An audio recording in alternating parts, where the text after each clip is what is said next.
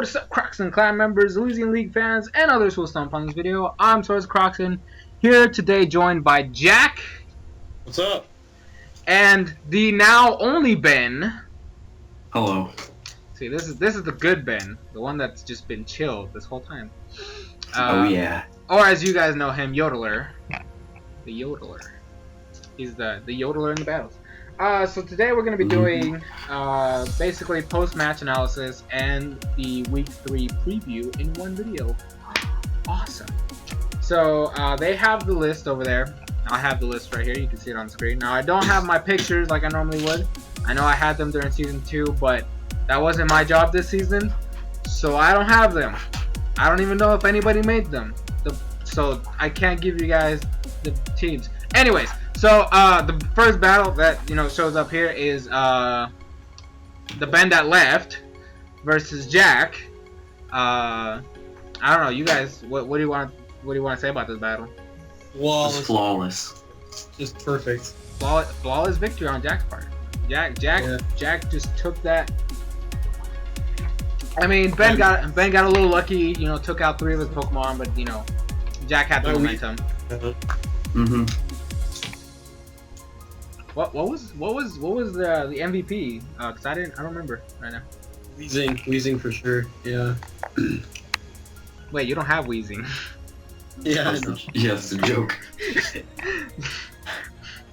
Okay, look, I know that was arm bad. We already apologized. Let's not continue to bring that up. No, I was ready though. I had it all prepped up to sweep him with Scizor. Oh, nice. Yeah. So, but yeah, so 3-0 victory on Jack. He takes that. So, congratulations. Thank you. Okay, so the second match we have here is Gomez versus Yodeler. Now this, okay, Ben, do you want to talk about it first, or? I'll let you guys do it. All right, Jack, go ahead. All right. I think that Gomez just didn't, he had some opportunities to do something and he didn't quite capitalize, and he just kind of let Ben kind of run all over him, honestly. I do want to say he made a huge mistake by letting Ditto die in the beginning. Oh yeah. No, I don't know what he was thinking, because he had the slow bro to go right into that. Mm-hmm. Like, he technically... The only thing he was doing was a U-turn, and he's got regenerator, so it's not a big deal. Exactly. But you were banded, right? Yeah. Exactly. So that means he would have been forced to switch out. Exactly. So he lost the potential threat with Ditto way too early. Mm-hmm. Oh yeah. And I can figure out his new set. I can turn into a giant Lopunny. I don't know. I mean, yeah, Ditto's definitely a problematic Pokemon to deal with if you're not ready for it. So I guess that really honestly feels like a big mistake. Also, what the fuck was his Tangrowth set Yeah, I don't know. I mean, there's so many different things that you can do with Tangrowth, but Yeah. I like having a strong physical attack for knockoff purposes, but I don't know. Maybe a bit more bulk. I mean, that's usually how people run Tangrowth. It's like a bulky defense wall. Yeah. I do like the way he was using his Sableye though. He knocked off as many items as he possibly could. And since That was annoying. Since Sableye is a very bulky Pokemon, it's definitely helped him out a lot. See, this was a problem. When I remember his Tangrowth got burned, so essentially because he was running full physical offense, that Tangrowth was dead weight. Yeah, pretty much useless. Yeah. Which is why I normally like to run special just in case. I don't even know what the stat difference is because I don't use Tangrowth, but I'm pretty sure that the special variant is a little bit better, I guess. Yeah. I think it depends matchup to matchup. Yeah. Definitely having a bulky regenerator core with Slowking would have been so nice for him, but instead he just wanted it fully offensive. Oh, I remember this part. the two misses on your Vaporeon. That Oh yeah, that sucked for him. was kind of unfortunate. He missed a Hurricane and Draco Meteor. That Vaporeon would have been dead. Yeah, for sure. So I guess that's a minus right there. Was your Hoopa scarfed? No, I actually was a sub Salic, Ooh. not bad. which was it was once I got Ditto down. I don't know, it did a lot of work to him. I had like Substitute, Calm Mind, Psychic, and Shadow Ball, and I think the only thing that could take it on was Tangrowth, and of course there's Sableye. See, this is so it makes sense. Like the Ditto sack was probably the worst play in that matchup. Yeah. That's the second game in a row where he's made like a big threat go like turn 2 or turn 1. Wait, did Gomez lose week 1? Yeah, he played me and he let his Nidoqueen die right away to Earth. Oh yeah. See, this is why. I mean, he didn't know about the or anything, but I think he needs to play more safe, yeah, maybe like in the future matchups. Like maybe take like obviously I know that at the start of the game you shouldn't be like crazy for going for plays, but actually that's what he does. He goes with too many. I think he was predicting a U-turn right there, was why he went to Ditto. But because of how like Ditto could have been was kind of a win condition, so that's the one you want to save till you know it's safe to bring it out. Yeah. Especially since he was it looked like he was planning to take off your choice band at some point. It definitely would have benefited him because he's a Scarf. You know, Scarf Ditto is the standard set, which means that he would have outsped everything afterwards. So I think risking that is taking too many risks against certain threats is definitely a problem. For example, in Season 2, we had a match where one of our players ran a Delphox, Choice Scarf Delphox, and he didn't give it max speed. He ran enough speed to speed tie with a Choice Scarf Landorus. Oh. And he lost the speed tie. Thus, you know, it was a risk. You know, if you Landorus is a big threat, right, in the metagame. It's not Pokemon you don't mess with. So why would you risk the speed tie and not just outspeed and kill it? So. Yeah, it would probably take like 4 more EVs. Yeah, so like threats. If there's a threat on the field, play around it. Don't make any risky plays, especially that early in the game, because there's no reason to make plays. Just take the game as it goes, and over time, if you start seeing the way your opponent's playing, then you can start adapting and making plays afterwards. It's a big part of just competitive battling in general. You know, just being able to play your opponent over time. Yeah. So I think another thing that like it was for the team build. Him not having Will-O-Wisp on Sableye basically allowed my Lopunny to come in whenever it wanted. Oh yeah, because he had Toxic. Basically get a kill. Like the... Yeah. Yeah, no, I agree. Like Sableye... The way normal Sableye's run is usually with a way to burn opponents. Because if you're going to run a special defensive variant, well, you want the burn just to cripple physical attackers. If you're on a physical variant, then you go for Calm Mind. So it's like there's always a balance. I do not have a problem with him having Toxic because that also puts pressure on somebody. But like if you're gonna run Toxic, just do dual status. Toxic the ones that are walls, and then Will-O-Wisp the ones that are the physical attackers. Maybe for next time he could do work around that. I don't remember who his coach is. At this point, like I honestly don't remember who his main coach is. So hopefully they can talk it out and maybe improve for next time. His coach is Aggron. Oh, Aggron. Okay, so that they need to like sit down and talk a little bit more about this stuff. And then we have Welchi versus East. So this one was a crazy match. This is Welchi's second 5-0 in a row. He's looking like a threat right now. Welchi drops people out of the league. Huh? Welchi just drops people out of the league. Dude, the two people Welchi beat left. So that's a problem. We need to like watch out for this man. But I love his Mega Altaria. I love the way he uses Mega Altaria. Like Mega Altaria is like a beast of a Pokemon. So I think the Roserade this match was really, really good too. I mean, Roserade is just a good Pokemon in general. The way he used it to like put the Infernape to sleep and just kind of clean up. Yeah, but like that kind of helped them because then Infernape didn't come out till the end of the match. Yeah.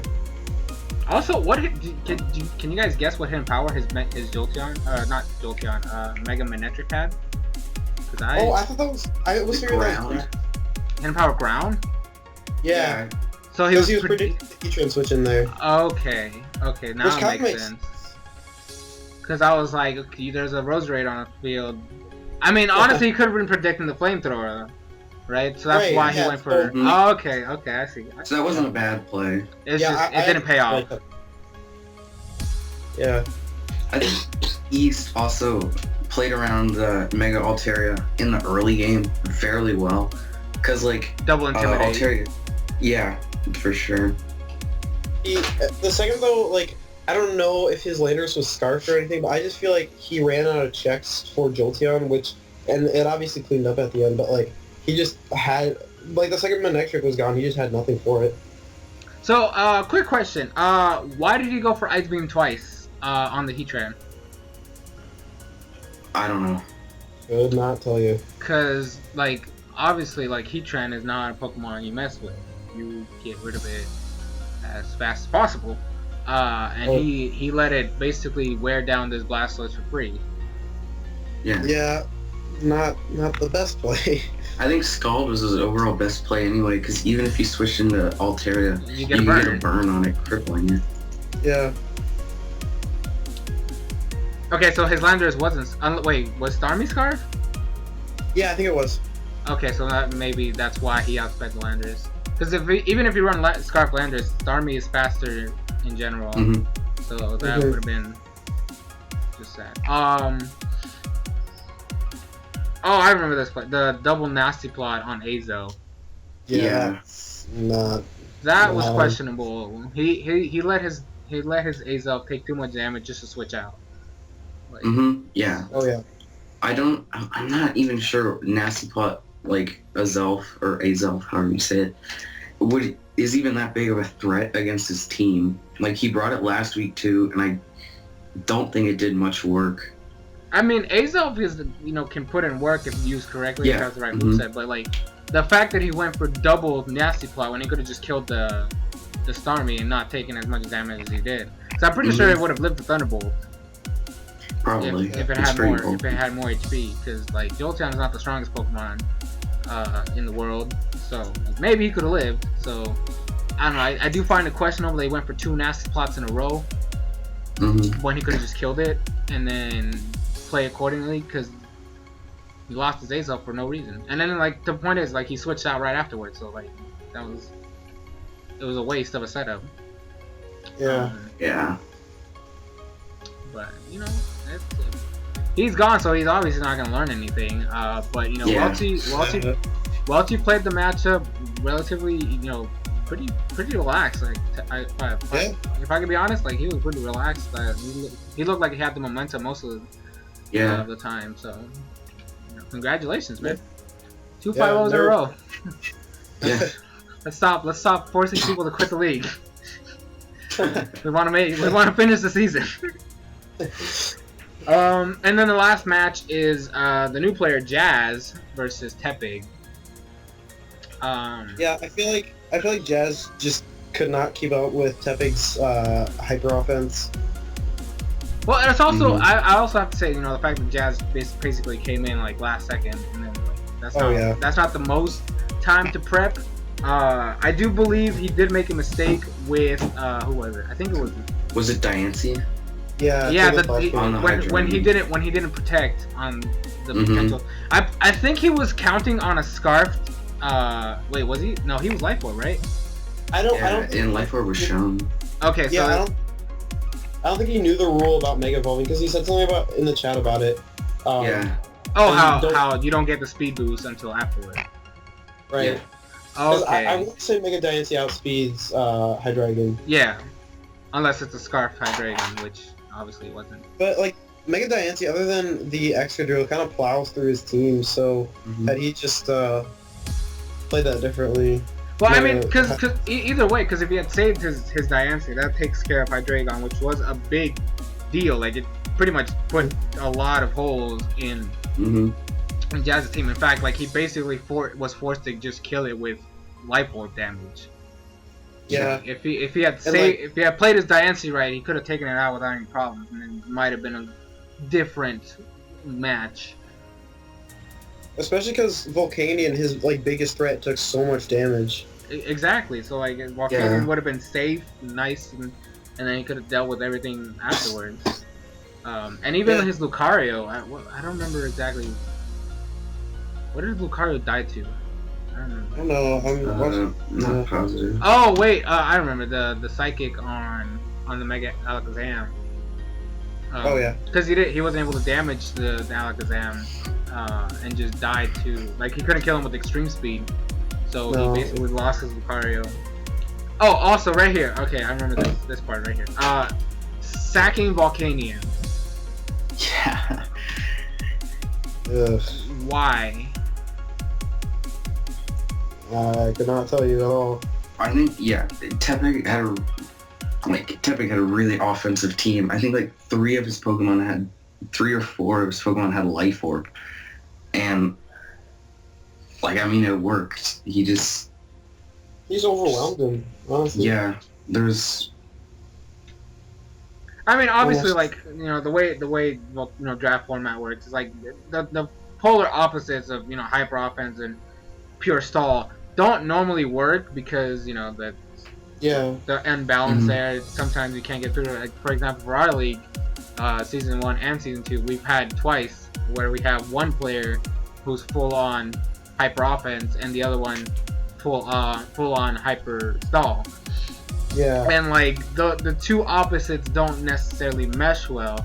Like, the hyper offensive team usually did really poorly because they couldn't break through certain walls in certain matchups, so they would, you know, just be worn down slowly. And then in terms of the super stally team, they can't hit as hard, so it's really hard to take a victory. Like, you usually just have to, like, take as many hits as possible and slowly wear down stuff. But if you're dealing with a specific wall that you can't check, then it's over, because you can't beat it because you're full on stall. But in this case, you know, it worked. So yeah, that's why I don't mean to flex, but I kind of like my team because like, I have a ton of walls, but I also have like the really hard hitters that can come in and dish out damage. well, I mean, that's the recommended, you know, style. You know, bring in like somewhat offense, and then like some stall, or not some stall, but some defense, so you can like build balanced teams. Which is how like the top 3 teams of season 3 or season 2 did. Like, Joey's team was pretty balanced, Zach's team was pretty balanced, and then my team was pretty balanced. That usually is what takes you to the finish, you know. Even if you have to win in the worst way possible. So I still remember week 7, week 8. I don't know. I had to like PP stall somebody. But, you know, it worked, right? It worked, and I still feel bad about it because, you know, but a W is a W. A W is a W, and I needed the win. Well, I mean, I didn't need the win because I was already like high up there, but still, it doesn't matter. I wanted to win the match because that person beat me in season 1. So, yeah. So I mean, you know, it's obviously Jazz. You literally played this matchup like. I believe it was like 10 minutes after you just joined the league, so obviously I'm pretty sure that was the thing that might have messed you up a little bit. Hopefully, you know, when you have more time to prepare and study your opponent's team, then maybe you'll actually have a better chance overall. So, but that was week 2. Not a terrible week, even with the circumstances that happened. The battles that did occur were, you know, pretty good. Praise all you guys. congratulations to both of you because you both won your matches, technically speaking. Yeah. Well, And now let's talk about the week 3 matchups. Okay, so that's right. All right, so the first match I have here scheduled is Jack versus Yodeler. So Ben, that's you. That's you two. That's you two. Who's gonna win? me. I don't know. Probably me. It's hard because like I don't know. I feel like there's a chance that we're gonna see each other again later in the season, and so I don't know exactly how hard to go and like what tricks I want to save. Like obviously I'm trying to win, but like I don't know what like sneaky set I should keep in the back and what I should go out. Yeah. Well, let's talk about Pokemon here. Let's talk about countering. The Megas. We have Mega Low Plenty versus Mega Sizzle. I don't know. Doesn't Mega Low Plenty? I think Mega Low Plenty wins that match, right? I mean they both do a lot to each other, but they also take a lot from each other. And Mega Low Plenty being faster takes Yeah. High jump kick does like 70% to a defensive scissor or something like that. So yeah, that's gonna be a problem. Although I will say you do have a Clefable. That's true. Yeah. And a Muck, so that's automatically like some potential right there. At least wall that thing. And then on Ben you have. I have a Vaporeon to kind of shut scissor down. It's skull burns on it. Okay, so quick question: what do you do to that Clefable? I don't even see anything here. No, I got plans. Okay, so he's got plans for Clefable. All right, he's not gonna reveal his secrets, obviously, right? Because his opponent's right here, so he can't say shh. Like, keep quiet. But it's definitely gonna be an interesting match. I can't wait to see this one. Like, yeah. And since it's you two, I don't know if you want to predict or whatever. Yeah, I don't know. Well, I have 6 in mind that I believe he's gonna bring, but I don't want to give that away to make him change his mind. Yeah. I mean, still, regardless, it's you're both technically undefeated at this point, so Yeah. We'll see how it goes. I mean, like I said, I'm not gonna make any predictions because they're both here, and if I say one of them, the other one's gonna get pissed and leave. So let's not stir any more drama because I really don't have time to deal with any of that. No one does. So, but I can't wait to see it. It's gonna be a lot of fun. Depending on like how the other 3 battles could potentially be, this could be a match of the week. Yeah. Alright, so then we have the new guy that came in, Yamzi, who does not have an opponent because he's quit. We're just gonna have to figure out if we can find somebody to replace him, otherwise I'm pretty sure he's gonna get a bye. Which is unfortunate, but he is new, so he hasn't had a battle, so we don't know what he's capable of. He is taking over Ben's team, not this Ben, the other Ben that left. I think he's taking over Ben's team. So just to see, he's got Azumarill, Weavile, Arcanine, Donphan, Registeel, Hitmontop, Electros, Mesprit, Excelgor, Stoutland, and Mega Sceptile. Overall, not a bad team. I think it's not. I just don't know what like Stoutland. There's no sand, and no one drafted a Tyranitar, so I don't know how much it's overall just gonna be able to do. I mean, it has access to Intimidate, so it could be like. Yeah. So and it's only base 1. Didn't think about that. He has 3 Intimidate users, so that's. I don't know. Personally, I don't know. The weird thing about Stoutland for me is like, we had somebody drafted in season 2 and they never used it, ever. So I don't know. I honestly do think it's kind of a waste sometimes. But in a league that I was in before, it's not granted I had Tyranitar on my team, but I got 3 sweeps with Stoutland, so I got a soft spot for that. Well, I mean, at least you have something to help it out. Because right now, looking at his team, the only thing that has access to Sandstorm is Donphan, and you're really gonna waste a slot for Sandstorm? Yeah. Yeah, really. I don't know. I'm just saying, like, I would not recommend that at all. So, but overall, the team's not terrible. You know, it's pretty Yeah. good. And then like, No, not at all. and then the other person would be getting. If we do get another person, they'd be getting East Team, which is Landorus T, Infernape, Sableye, Azel, Dragalge, Blastoise, Diancie, Vileplume, Durant, Furfrou, and Mega Manectric. Now, the weird one here is obviously I like that team. that Furfrou. Like, Yeah. like I mean, Furfrou's good in certain aspects, but like, Yeah. I think it would, because I feel like it could toxic stall something. I mean, if But, you do like I don't Cotton know. Guard, because it has access Yeah, that's to like a fur coat. For coat. beastly defense.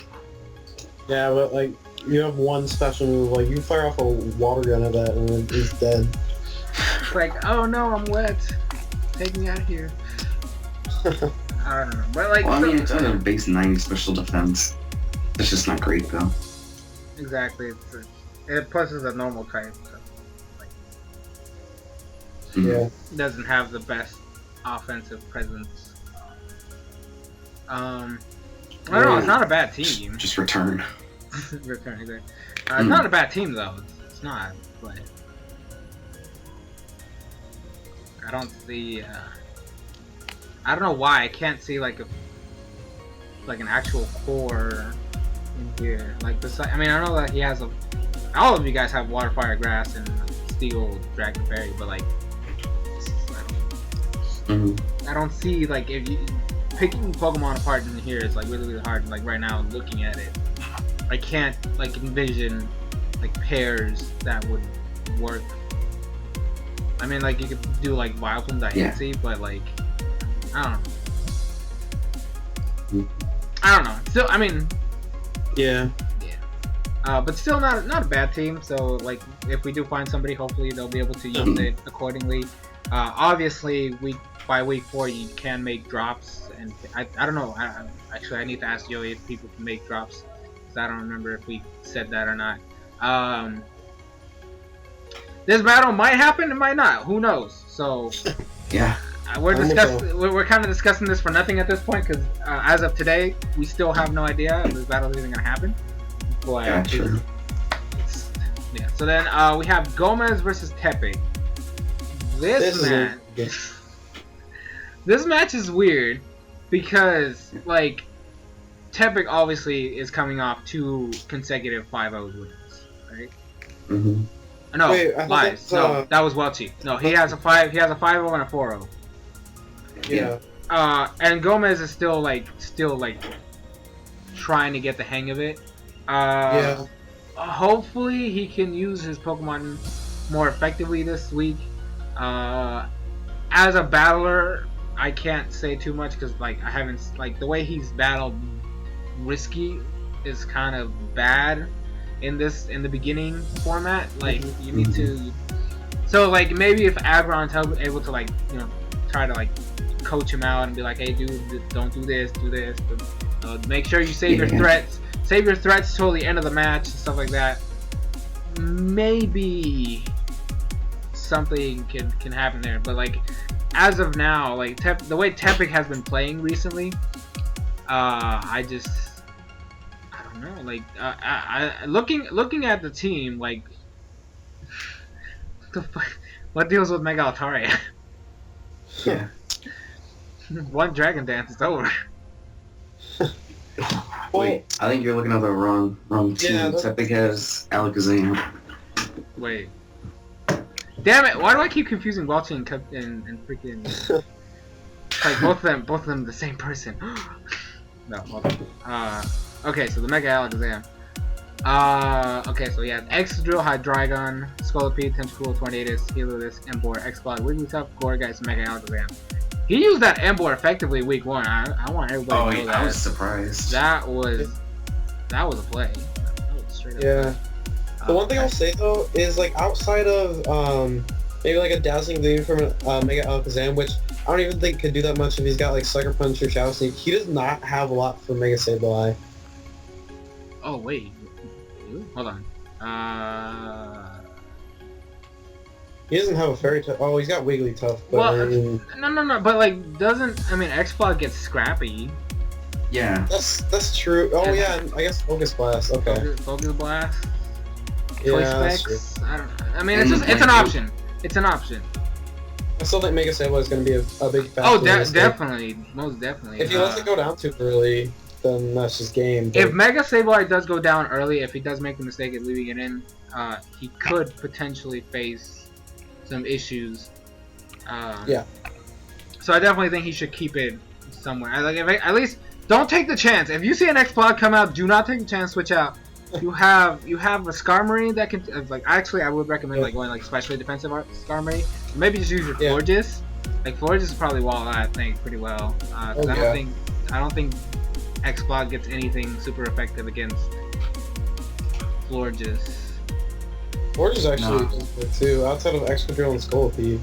And I guess Tentacle, but Well, I mean Tentacle is not really offensive though. It's more of a yeah, wall. true. So Forge can definitely put in work. Yeah, if he runs Florges correctly, he could put in work with that. I feel like if Tepig can use his like offensive threats like well enough, then he has a like very good advantage over Gomez. Well, yeah, but you gotta like what we're saying right now. Like he doesn't really have too many answers for Florges. Like yeah, he has like Iron Head on Excadrill and then like Poison Jab on Scolipede. It's not like I'm When I was pretty sure. playing Gomez, I had one check to I had mainly one check to Entei being Gastrodon. So like I guess it really just depends on how he plays his Pokemon, because if he lets his checks to the things go down, then I think that Tepig can just drill through his team. But if he's smart enough and can conserve his checks, then I think he'll be alright. I mean, a Choice Banded Entei does a lot of work in this matchup. Yeah, even like a Scarfed Entei to make sure you outspeed any Excadrill variant or something. Oh yeah, so because like Sacred Fire is gonna be doing a lot to at least what Excadrill, Scolipede, Tornadus, Healisk if it has Dry Skin. Yeah. Like there's not a lot of his Pokemon that are willing to take a Sacred Fire. Not only that, he has access to. For sure. What does he get? Earthquake or is it Bulldoze? It's just Bulldoze. Okay. Well, I mean. Okay, so that might be the thing that might hurt him a little bit against Tentacle. Tentacle might be able to deal with him a little bit better, and he can't really touch Emboar with Entei. But still, like the fact that Entei itself can put in a lot of work, it could be a problem. There's not a lot of answers to it. Like even if he has to use Bulldoze, Tentacle can still take a hit.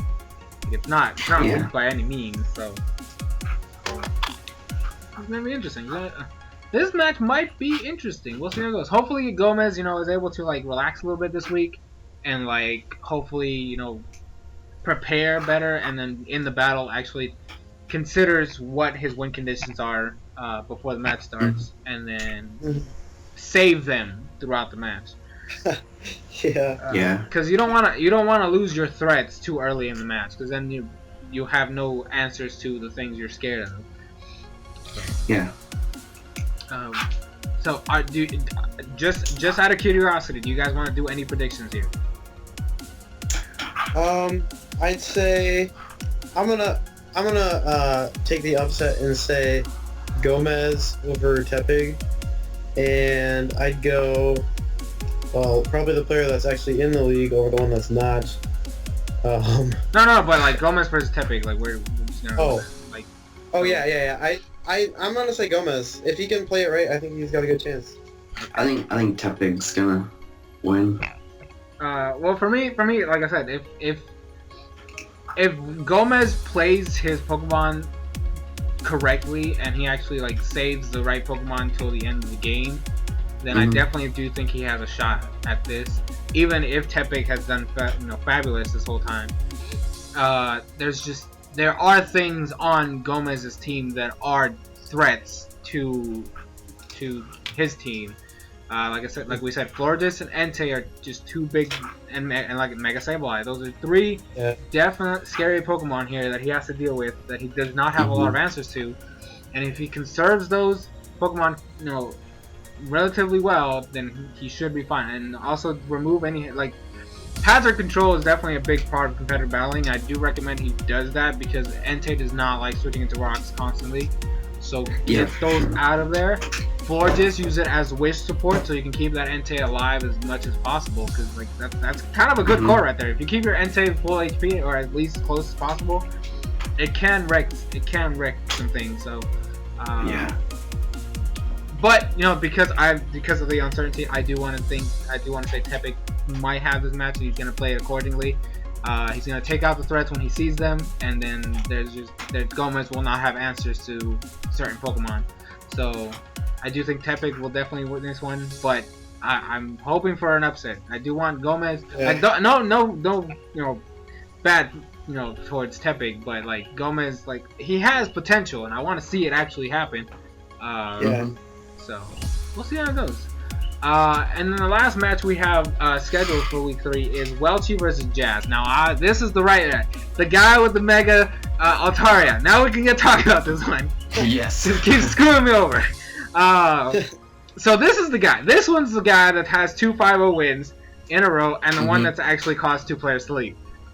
So hopefully, that doesn't happen this week. Because Jazz just came in, so hopefully we can keep him a little longer. So Jazz is taking over for Legend, right? Yes. Okay, so he has the Garchomp, Volcanion, Lucario, Shuckle, Sneasel, Hitmonlee, Uxie, Ferroseed, Aromatisse, Meganium, and Mega Diancie. Okay, so that's his team. And then Welchie's team is Heatran, Starmie, Roserade, Mamoswine, Jolteon, Escavalier, Scrafty, Weezing, Leafeon, Tauros, and Mega Altaria.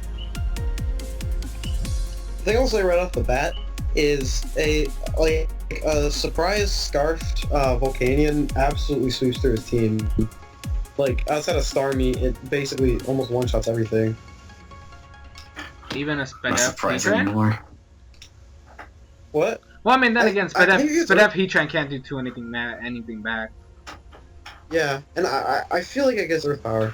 And I know it gets Sludge Bomb and Sludge Wave for the Altaria. Ooh, Oh yeah, that'd definitely be a threat. that's interesting. Ooh, Jazz, this is your time to shine. It does get Earth Power. Wait, what? Okay, so let's Okay. think of this. Scarf Mamoswine. Let me look at his team.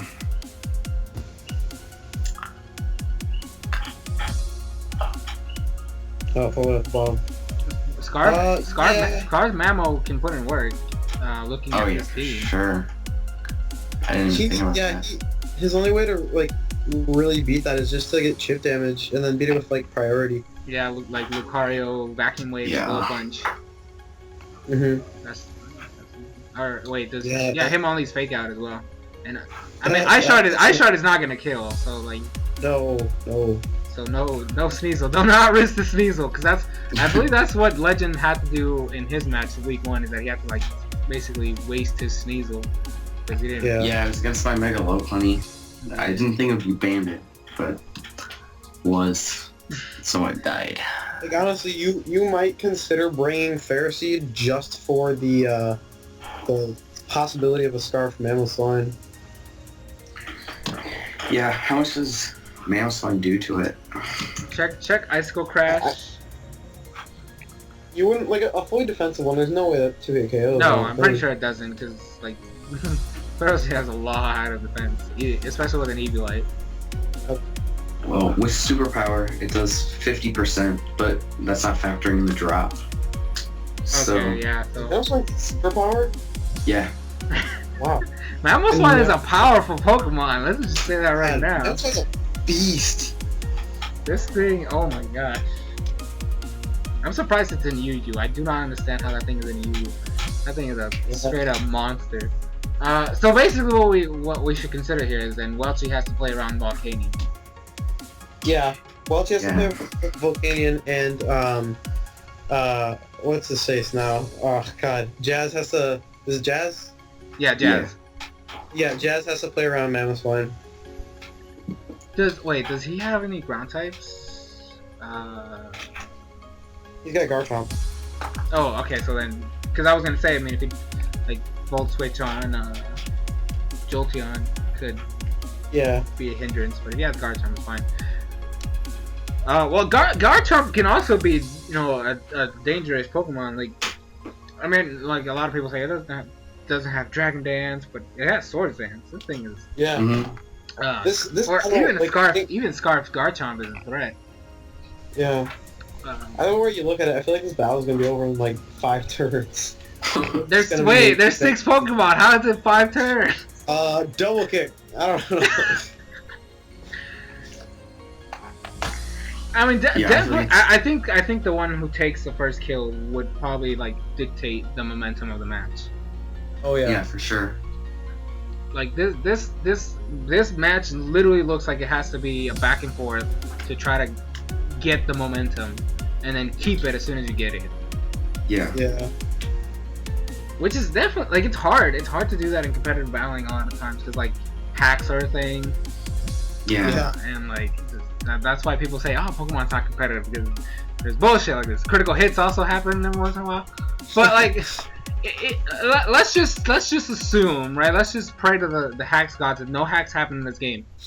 If there are no hacks, then this game definitely falls into who gets the first kill. If Welchie gets the first kill, the game's already in his momentum. If Jazz gets the first kill, he's in the momentum because like their teams kind of mirror each other in terms of like how much damage they can do to the other. Yeah. So like it's all gonna come down to that. Like who can make the prediction at the right time. Yeah. Like once one of them gets the momentum, the other one's gonna have to make a big play to get it back. To catch up, and like that's the problem of playing from behind is that when you have to make risky plays, sometimes they pay off, sometimes they don't. Which is just the way you know Pokemon is. You just have to make those you know tough decisions, but like. There's gonna be a lot of like 50-50 calls in this game, I think. Yeah, there's gonna be like a lot.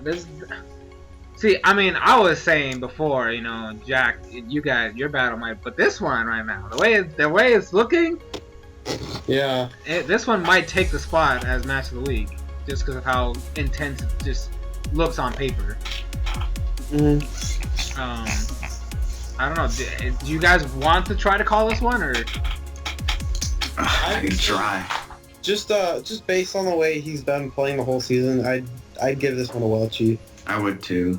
Yeah, I mean, like Jazz, it's obviously. I mean, you came in at the last second, so that's not your fault. So we don't know your true potential, but I do have to say, like that play with Mega Diancie was kind of questionable, but you know, first week jitters. Let's just blame it on that. Yeah. I mean, they could definitely surprise us, but. I mean, yeah, exactly.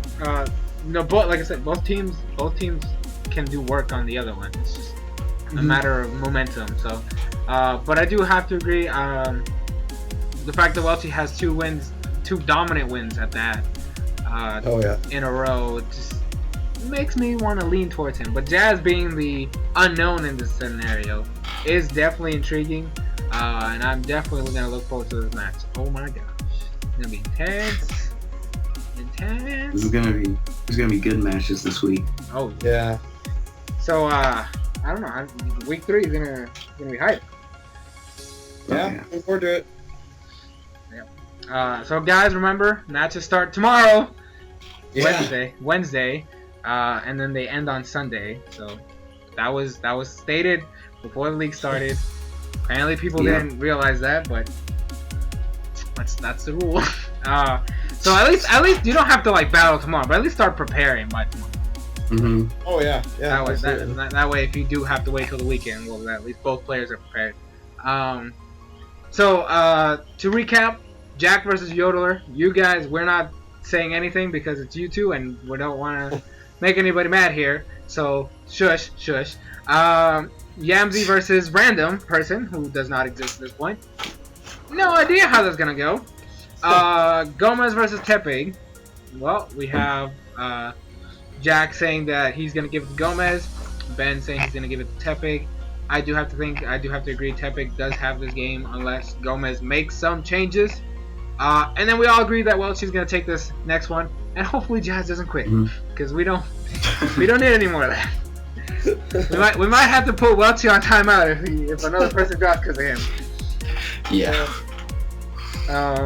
But we're all basically leaning on towards him because the way he's been playing in the last couple weeks is definitely phenomenal. So we'll see how it goes. I look forward to the matches. The matches will be up on Monday on my channel, this channel, where you're watching the video, obviously. And yeah, so I don't know if Joey wants to do power rankings. That might be on his channel. I don't know. He hasn't even posted them on the blog, so I can't say anything. Yeah. But if you do guys want, I will post the blog in the description so you guys can keep up to date with everything on the league, the D League. And if you want Little Cup action, that is all on Joey's channel, which is the main league doing some Little Cup fun. And I'm not in it because I don't want to take that responsibility. But yeah, so thank you guys so much for watching this video. I want to thank Jack and the new only Ben. Yes. Thank you guys for joining. It's fun. Thanks for inviting me. We'll be back next week.